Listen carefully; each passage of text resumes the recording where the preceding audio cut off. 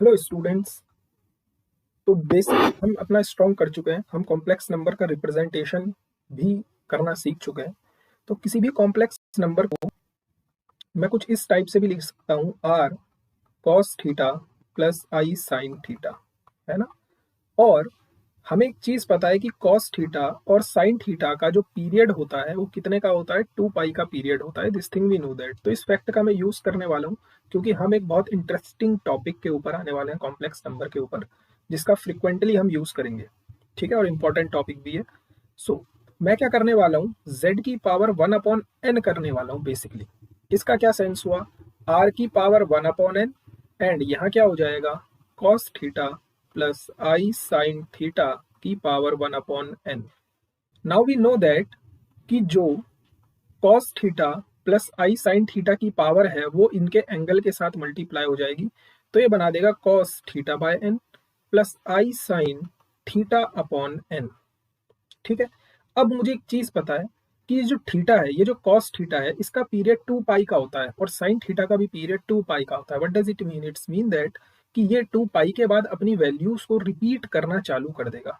ये क्या करेगा, 2 पाई के बाद अपनी वैल्यूज को रिपीट करना चालू कर देगा। सो मैं इसको थीटा ना लिखकर इसको क्या लिखने वाला हूँ, आर की power 1/n we have cos. अब इस थीटा का रिप्रेजेंटेशन मैं किस टाइप से दे रहा हूँ, 2k पाई प्लस थीटा। इसका क्या सेंस हुआ, देखो थीटा तो आपका सेम है। यहाँ पर आप के की जगह 0 पुट करोगे तो आपको थीटा मिल जाएगा, के की जगह 1 पुट करोगे तो आपको 2 पाई मिल जाएगा, के की जगह 2 पुट करोगे तो 4 पाई मिल जाएगा। मतलब यहाँ से रिपीटेशन सेम टू सेम आपको सेम वही वैल्यूज मिलने वाली है। अपॉन एन प्लस का आई साइन, अगेन मैं इस थीटा की जगह क्या पुट करने वाला हूँ, 2k pi plus theta upon n. ऐसा मैंने क्यों करा है, ऐसा केवल इसलिए करा है क्योंकि कॉस थीटा और साइन थीटा अपनी वैल्यूज को रिपीट करते रहते हैं, है ना। क्योंकि देखो कॉस, आप साइन की बात करो, साइन 0 की वैल्यू 0 होती है, साइन पाई की वैल्यू भी 0 होती है, साइन 2 पाई की वैल्यू भी 0 होती है। Any multiple of pi is 0, है ना। इंटीग्रल मल्टीपल ऑफ पाई 0 होता है। तो वैल्यूज अपनी रिपीट करता रहता है। तो सेम वही चीज हमने यहाँ पर लिखी है। और ये जो रिप्रेजेंटेशन है, ये जो आपका रिप्रेजेंटेशन निकल कर आया है, इसे कहते हैं हम nth रूट ऑफ यूनिटी। इसे क्या कहते हैं, nth रूट ऑफ यूनिटी। ये काम कहाँ पर देगा आपको, जैसे हम एक क्वेश्चन के ऊपर काम करते हैं। सो आपका क्वेश्चन ये है कि मुझे z की पावर 6 इक्वल्स टू -64 इसके रूट फाइंड आउट करने हैं कि इसके कितने नंबर ऑफ सॉल्यूशंस आएंगे, ये मुझे फाइंड आउट करना है। ठीक है, तो सॉल्यूशन के ऊपर काम करते हैं। इसको करने का तरीका कैसा होगा, z की पावर 6 इसको मैं ऐसे लिख सकता हूँ -1 इंटू 64। ठीक, सो ये हो जाएगा z की पावर 6 इक्वल्स टू -1 इंटू 64 को मैं क्या लिख सकता हूँ, 2 की power 6। We can write this thing now. अब हम क्या करने वाले हैं, इसको मैं ऐसे लिख रहा हूँ, z इक्वल्स टू -1 की पावर 1/6 इंटू 2 की पावर 6 की पावर 1/6, है ना। ये 6 उठकर पावर इधर आ जाएगी तो 6 से 6 कैंसिल हो जाएगा। सो यहाँ से हमें z की वैल्यू क्या मिल गई, 2 इंटू -1 की power 1/6। Is it clear now. ये जो चीज है, ये आपको 6 डिफरेंट रूट देने वाला है। ये आपको क्या देने वाला है, 6 डिफरेंट रूट देने वाला है। अब किस टाइप से देगा, क्या इस -1 को आप ऐसे नहीं लिख सकते, cos pi plus i sine pi. We can write this thing, है ना। क्योंकि -1 किसकी वैल्यू होती है, cos पाई की, और साइन पाई 0 होता है। तो इस -1 की जगह मैं cos pi plus i sine पाई लिख सकता हूँ और इसकी पावर कितनी है, 1/6। और जस्ट अभी हमने पढ़ा है कि cos और साइन क्या होता है, पीरियोडिक फंक्शंस होते हैं। ये क्या होता है, पीरियोडिक। यहाँ पर ये पाई थीटा का काम कर रहा है, किसका काम कर रहा है, थीटा का। इस वाले एंगल का काम कर रहा है, थीटा का। तो मैं इसकी जगह 2k पाई और ऐड करना चाहता हूँ क्योंकि ये अपना पीरियड 2k पाई रखते हैं।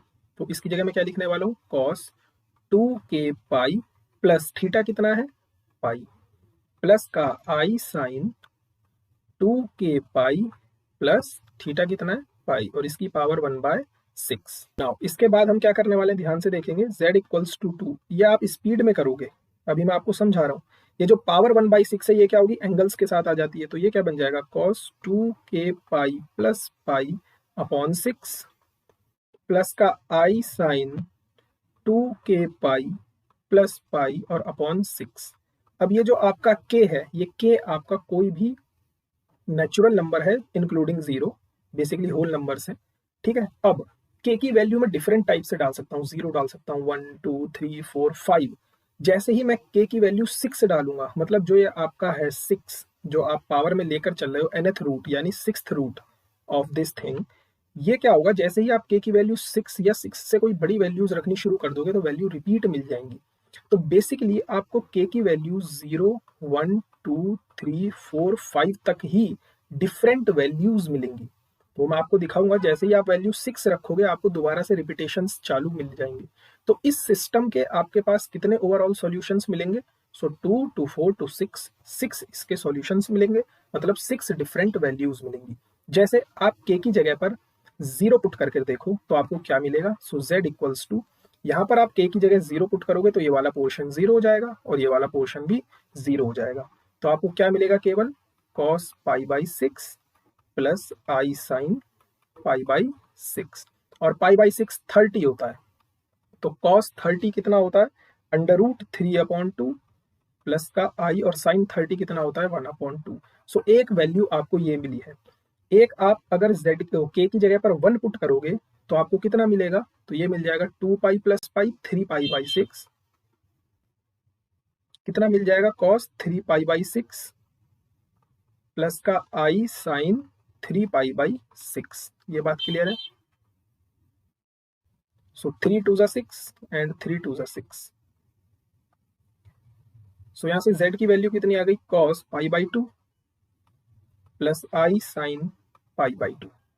और मुझे पता है कि पाई बाई 2 का ऑड मल्टीपल 0 होता है, इसका मतलब cos पाई बाई 2 तो 0 हो जाएगा, केवल साइन पाई बाई 2 बचेगा। साइन पाई बाई 2 1 होता है, तो यहाँ से z की वैल्यू कितनी आ गई? 2 आयोटा। सो एक डिफरेंट वैल्यू आपको ये मिल गई। इसी तरीके से आप k की जगह 2 रखोगे फिर एक अलग वैल्यू मिलेगी, 3 रखोगे एक अलग वैल्यू मिलेगी। लेकिन जैसे ही आप k की जगह पर 6 पुट करोगे तो हम देखना चाहते हैं हमें वैल्यू क्या मिलेगी। ओके, तो हम क्या करने वाले हैं? k की जगह पर 6 पुट करने वाले। तो जैसे ही मैं यहाँ पर k की जगह पर 6 पुट करूंगा तो 6 2 जा 12, है ना? ये कितना हो जाएगा? 12 pi plus pi by 6, sorry cos छूट गया। सो ये हो जाएगा मेरे पास cos 12 pi plus pi by 6 plus का आई साइन सेम यही चीज 12 पाई प्लस पाई बाई 6। ठीक है, तो देखते हैं इस 6 को हम सेपरेट करते हैं, सेपरेट करके मुझे क्या मिलेगा? सो 6 2 जा 12, 2 पाई प्लस पाई बाई 6, ठीक है, प्लस का आई साइन, यहाँ पर भी क्या मिलेगा? 2 पाई प्लस का पाई बाई 6। अब ये थोड़ा टिग्नोमेट्री का पोर्शन है, आपको ये चीज पता होगी कि फर्स्ट यहाँ पर 2 पाई होता है एंड हम यहाँ क्या कर रहे हैं? 2 पाई प्लस समथिंग कर रहे हैं, 2 पाई में कुछ ऐड कर रहे हैं, इसका मतलब हम फर्स्ट क्वाड्रेंट में, फर्स्ट क्वाड्रेंट में ऑल पॉजिटिव होते हैं। तो ये हमें वापस से क्या दे देगा?